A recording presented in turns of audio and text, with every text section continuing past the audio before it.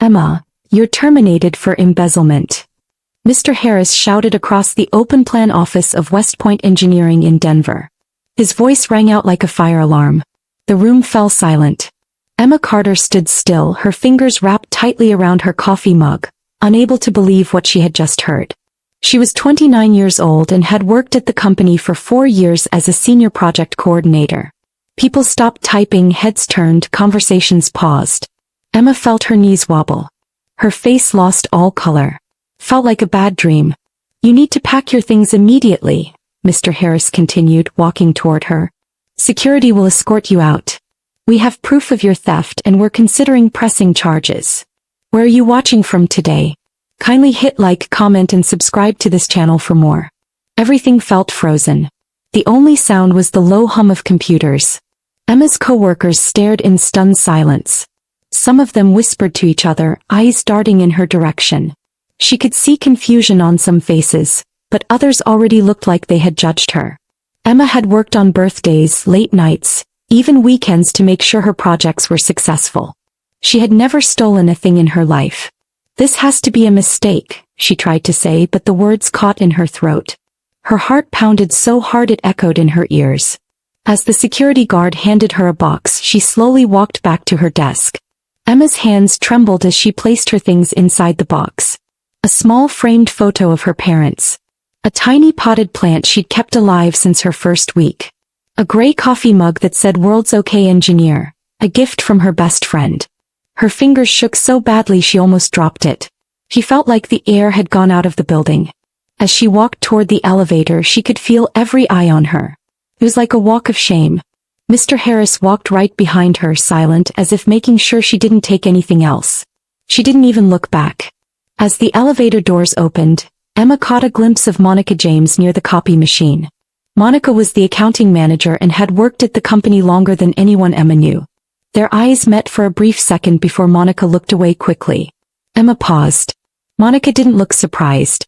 Her expression, nervous, maybe even guilty, sent a chill down Emma's spine.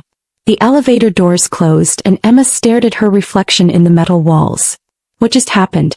She asked herself. Her whole career, gone in seconds. And nobody had even listened to her side of the story. Inside the elevator, Emma's thoughts spiraled. She had started at West Point right after college and had worked hard to rise in the company. Her job meant everything to her.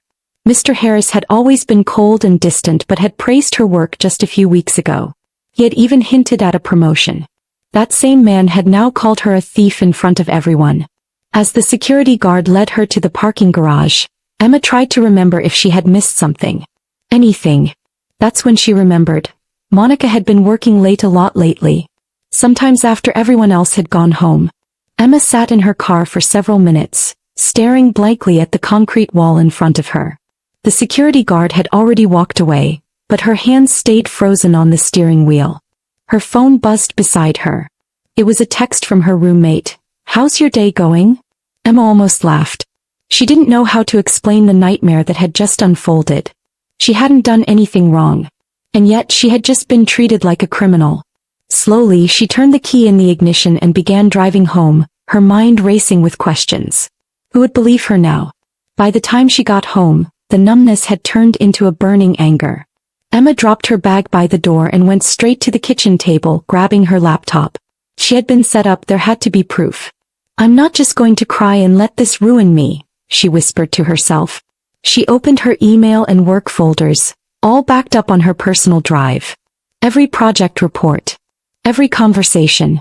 Every budget file. She began scanning through them, looking for anything that seemed off. One name kept popping up again and again. Monica James. Monica had always been distant. She wasn't rude exactly, but she often made sarcastic comments when Emma received praise. "Must be nice getting all the credit while I crunch the numbers," she once muttered during a team meeting. Emma had brushed it off. But now those comments took on a new meaning. She remembered finding small budget errors in Monica's reports, things Monica had quickly corrected and dismissed as typos. And recently Monica had stayed late at the office almost every night. Emma had even joked once, "You practically live here." Monica had only smiled and said, "Someone has to clean up the messes." Emma clicked open an old email from 3 weeks ago. Monica had asked her to approve a $15,000 transfer between two project accounts. Something about unexpected environmental fees. Emma had approved it, trusting Monica's expertise. But now rereading it with fresh eyes, something felt wrong. The email had been sent at 11:47 p.m. on a Friday night. Why would Monica be working that late? Emma asked aloud. She began checking timestamps. One by one she found more late-night emails, more budget changes. Transfers always just under the threshold that required Mr. Harris's signature. And every single one of them had her approval attached. Her stomach turned. She used me, Emma whispered. She's been using my authority to move money. Each approval had her name on it, but the requests and explanations had always come from Monica. Emma felt sick. It was becoming clear. Monica had been behind the embezzlement. Emma had just been the easy scapegoat. A paper trail led right to her, but the moves had been orchestrated by someone who knew how to hide in plain sight. Emma opened a spreadsheet and began listing each suspicious transfer, noting the date, amount, and which project it was linked to. If she was going to clear her name, she needed evidence. And fast. The deeper Emma looked, the more the pattern became obvious. Each suspicious transfer had a vague explanation. Extra contractor fees, sudden compliance costs, or client-requested changes. And they always came during odd hours. You were sneaky, Emma muttered, eyes narrowing. But not sneaky enough. She opened her calendar and began matching the transfers with project timelines. One stuck out, Riverside Plaza. Monica had claimed they needed extra funds due to foundation problems. Emma remembered that project clearly. There were no such issues. She had attended every site visit. That lie could be the key to unraveling the entire scheme. The next morning, Emma called her old college friend, Kayla, who now worked as an auditor for a construction company. Kayla, I need your help, she said, voice trembling. Someone framed me for embezzlement and I think I've found evidence, but I don't know how to organize it all. Kayla didn't hesitate. Send me everything you have. I'll take a look this evening. Emma emailed the files immediately and spent the rest of the day compiling everything into one big folder. Emails, reports, notes. By the time she was done, her kitchen table looked like a detective's desk. She was exhausted, but she knew she was getting closer. That evening, Kayla called back, her voice tense. Emma, this is bad. But not for you, for them. Emma sat up straight. What do you mean? Kayla explained, Monica's emails are structured to look professional, but her justifications fall apart under basic scrutiny. Some of the backup documents she attached have mismatched dates and a few look doctored. Emma's heart pounded. Do you think that's enough to prove I didn't do it? It's a strong start, Kayla replied. But you need legal help. This is big. You've got a clear case of being framed, and if the company acted without properly investigating, there's liability. Emma didn't waste any time. The next morning she called her neighbor's cousin, Rachel Boyd, a paralegal at a well-known employment law firm. Within hours, Rachel connected her with attorney Carla Bennett, who agreed to meet that afternoon. Carla was sharp, calm, and direct. After Emma explained everything, Carla leaned back in her chair and said, What they did to you was not just careless, it was reckless. Publicly accusing someone of embezzlement without proper evidence is defamation. And terminating you like that, that's a wrongful termination lawsuit waiting to happen.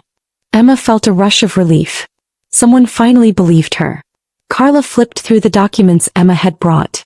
These transfers, the ones approved at midnight or on weekends, did anyone else have access to the system? Only Monica, Emma said quickly. She managed the financials. I only approved what she sent me. Carla nodded. And who reviewed these transactions after they were made? Director Harris, Emma replied. But he barely looked at things. He always said he trusted Monica to handle the numbers. Carla looked up sharply. That trust might be what sinks him. If Monica was left unchecked and he ignored the warning signs, the company could be held fully responsible for both your firing and the fraud. The following morning, Emma drove back to West Point Engineering, not to speak with Mr. Harris but to observe. She parked across the street with a notebook in her lap and watched. At exactly 8:10 a.m., Monica pulled into the parking lot, stepping out of her car in heels and a bright blazer. She looked calm. Too calm. Emma's jaw clenched. You don't even look worried, she whispered. At 10:02 a.m. her phone rang. The caller ID flashed, Mr. Harris. Emma froze. Why was he calling? She took a deep breath and answered. Emma, Mr. Harris said, his voice tighter than usual. We need you to come to the office. Something's come up. Emma narrowed her eyes. What kind of something? There's been a development. I'll explain when you get here. He hung up before she could ask more questions. 10 minutes later she stood in the West Point lobby again, nerves pulsing in her chest. Mr. Harris met her at the entrance himself. This time he didn't have the same loud confidence. He looked pale, tired, even regretful. Come with me, he said, guiding her toward his office. We owe you an apology. Inside his office, Mr. Harris shut the door and let out a long sigh. Emma, there's been a terrible mistake. She folded her arms, saying nothing. Our team re-examined the records and discovered several documents had been tampered with. The evidence we used to accuse you was falsified. Emma stayed silent. It wasn't you, he continued. We're still reviewing everything, but it looks like someone with deeper system access altered reports and rerouted money using your approvals. Emma's voice was flat. So now you're saying I was innocent all along? Yes. And I'm deeply sorry. Emma stood up slowly. You humiliated me in front of the entire office. You called me a thief. You had security walk me out like I was dangerous. Mr. Harris lowered his head. I know. We acted too fast. I want to offer you your job back. A full reinstatement. A raise. Whatever you need. I'll need more than that, she interrupted. You ruined my name. Everyone thinks I'm a criminal. He looked up at her, eyes pleading. We'll issue a formal apology to the company. We'll clear your name. Emma stared at him. You'll be hearing from my lawyer. Mr. Harris froze. You're serious? Dead serious, Emma replied. You fired me without a full investigation. You believed fake evidence. And now you want me to just come back like nothing happened. Please reconsider, he said. We can fix this. Emma shook her head slowly. No, Mr. Harris. You already had the chance to do the right thing and you didn't. She turned and walked out, leaving him standing there in stunned silence. As she stepped back into the sunlight, Emma felt something she hadn't felt in days. Control. Carla moved fast. First, we issue a litigation hold, she said, tapping her pen on the table. They must preserve every email, log, and financial record. Then we send a formal demand for documents. Emma nodded. Do it. I want everything they looked at when they blamed me. Carla glanced up. And everything they ignored. She drafted the letter on the spot, clear, sharp, and forceful. Emma watched her type the words wrongful termination, defamation, negligent investigation. For the first time since the humiliation, Emma felt protected. That night Mr. Harris called again, his tone careful, almost soft. Emma, we're prepared to make this right. Full reinstatement. A promotion to senior project manager. 20% raise. Additional compensation. Emma stared at her phone. You think this is about a raise? She said quietly. You dragged my name through mud in front of everyone. You didn't even call me when you realized your mistake. He hesitated. We moved as soon as we had clarity. Emma's voice hardened. You had clarity yesterday. And you waited. What would it take for you to come back? Mr. Harris asked. Emma didn't pause. Public apology to every employee and client. Full transparency about who did this. My name cleared, formally in writing. Silence. Then, I can't disclose details of an active investigation, he said. Emma exhaled slowly. Then we're done here. My attorney will be in touch. She ended the call and put the phone face down. She didn't shake this time. She was steady. Decisive. Within 24 hours of Carla's demand, West Point's lawyers sent over hundreds of pages of records. Emma and Carla spread them out across a large conference table. Look here, Carla said, pointing to a purchase order attached to a transfer. The font is off. The logo's wrong. Emma leaned closer. That's from Riverside Plaza. Monica said the foundation had issues. Carla shook her head. We called the engineering firm. They never sent this. It's fabricated. Emma felt a cold satisfaction. The lies were finally visible on paper. Kayla joined on a video call that evening. I checked the metadata on their PDFs, she said. Several were created outside business hours from a remote login. The system logs show the same user accessing the financial platform on weekends and holidays. Carla looked up. Can you match those timestamps to the transfers Emma approved? Kayla nodded. Already did. They line up almost perfectly. Emma leaned back in her chair. So she was moving money when no one was around, and using my approvals as cover. How much? Emma asked. Carla scanned her notes. So far. About 87,000 across 6 projects. Emma swallowed hard. And every document points to me. Until we scratch the surface, Carla replied. Then it all points to someone with deeper access and a lot more nerve. She folded her hands. This isn't just fraud. This is corporate negligence. They fired you without investigating and they let Monica run the numbers unchecked for months. That's on them.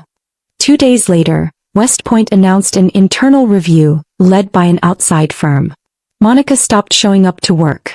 She's on leave, Megan, a former teammate, whispered to Emma over text. No one will say why. Rumors spread fast. Late-night logins. Forged emails. Fabricated approvals. Emma read every message with mixed emotions. Validation, anger, relief. She didn't want gossip. She wanted accountability. Megan asked to meet her at a coffee shop. She arrived looking nervous, clutching her cup with both hands. Emma. I'm sorry, she said quietly. We all believed him. We shouldn't have. Emma took a breath and nodded. Thank you. Megan's voice dropped. People are talking. The board's furious. They said the auditors flagged issues months ago and Harris ignored them. Emma stared at her. He ignored auditors? Megan nodded. That's what I heard. The board is not happy. The next morning, Carla called with new information. The district attorney's office reached out, she said. They want your statement. They're looking at criminal charges, at least against Monica. Maybe more. Emma closed her eyes. I'll testify, she said. Whatever they need. Carla's tone was steady. We'll prepare you. Stick to the facts. Don't guess. The truth is strong enough. After the call, Emma stood by her window watching the city lights blink on across Denver. Carla believed a settlement was coming. Emma did too. But she wanted more than a check. She wanted her name restored, publicly. She wanted an apology sent to every inbox in that building. She wanted her next employer to see integrity in bold letters next to her name. She picked up her phone and typed a note to herself. I don't go back. I go forward. Then she closed her laptop and finally slept. 2 weeks later, Carla walked into their meeting holding a thick folder and a smile. It's done, she said. The board voted to settle. Emma sat up straight. What are they offering? Carla opened the file. A $250,000 settlement. Public acknowledgement of wrongful termination. A written apology to staff and clients clearing your name. And formal reference letters for future employment. Emma blinked, trying to take it all in. That's everything we asked for. And then some, Carla added. They want this buried before it hits the press. That same afternoon, Emma received an email from West Point Engineering's board. The subject line read, Official Apology and Statement of Correction. She opened it slowly. Inside was a letter addressed to every employee and client. It clearly stated that Emma Carter had been wrongfully terminated due to flawed internal processes. It confirmed she was never involved in any misconduct and praised her integrity, professionalism, and years of service. Emma stared at the words, feeling the weight finally lift from her shoulders.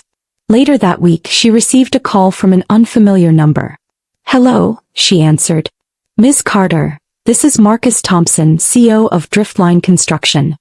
Emma's heart skipped. She'd heard of them, one of the top firms in Denver. I've reviewed your portfolio and heard about your recent situation. I admire how you handled it. We'd like to offer you a senior project manager position. Higher pay, more autonomy, and a fresh start. Emma smiled for the first time in days. Thank you. I'd be honored. On her first day at Driftline, Emma walked into the glass building wearing a soft blue blouse and her favorite silver earrings. The receptionist smiled warmly. No whispers, no judgmental stares. Just respect. Her new team welcomed her with coffee and genuine curiosity. So what brings you to Driftline? Someone asked casually. Emma smiled. Experience, she replied simply. She didn't need to tell them the rest. She was ready to move forward. Later that evening she received one final call from Carla. Vanessa, sorry Monica, just accepted a plea deal, she said. 18 months in federal prison. Full restitution ordered. Emma leaned back on her couch. And Harris? He resigned this morning. Effective immediately. Emma let out a breath she hadn't realized she was holding. It was over. The people who tried to destroy her were finally facing consequences. Justice had come quietly but completely. The story spread through Denver's construction industry like wildfire. Everyone now knew the truth. People reached out, former colleagues, competitors, even vendors. We always knew you were the real deal, one text read. Another, what they did was shameful. Glad you fought back. Emma kept most replies short. She didn't need to relive it. But she appreciated the messages. They meant she was no longer defined by the accusation, but by how she responded to it. Emma thrived at Driftline. She led 2 successful projects within her first 3 months. Her ideas were respected. Her team valued her leadership. One afternoon her new manager stopped by. You've got a reputation, he said with a smile. Smart, steady, and unshakable. Emma grinned. That's a nice change from what I was called last month. He chuckled. Their loss. Our gain. She got back to work but a warmth lingered in her chest. She was where she belonged. One Friday evening she visited the coffee shop where she had once sat shaking with fear. This time she sat by the window sipping tea reviewing architectural drawings. Her phone buzzed. It was her mom. Proud of you, Em. You rose above it all. Emma texted back. Thanks, Mom. I didn't let them win. She looked around, peaceful now. The world hadn't ended. It had just redirected her path. The court later published the final ruling. Monica James, guilty of embezzlement and fraud. Restitution ordered. Sentence served. Emma Carter, publicly exonerated. West Point Engineering, penalized for negligent oversight and failure to follow due process. Mr. Harris resigned under pressure, career uncertain. The industry quietly adjusted its practices. Other companies began reviewing their financial oversight. Emma's story had sent a message beyond just one firm.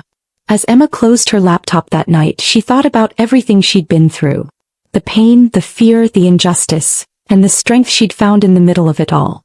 She didn't take revenge by lashing out. She took it by standing firm, building her case and letting the truth destroy the lies. She had come out of the fire not bitter but wiser. Stronger. The kind of woman who didn't just survive betrayal, she turned it into power. Moral lesson. The most powerful form of revenge is refusing to be a victim, by standing your ground, seeking truth and letting justice speak louder than lies. Remember to hit the like button, comment and subscribe to this channel for more of this.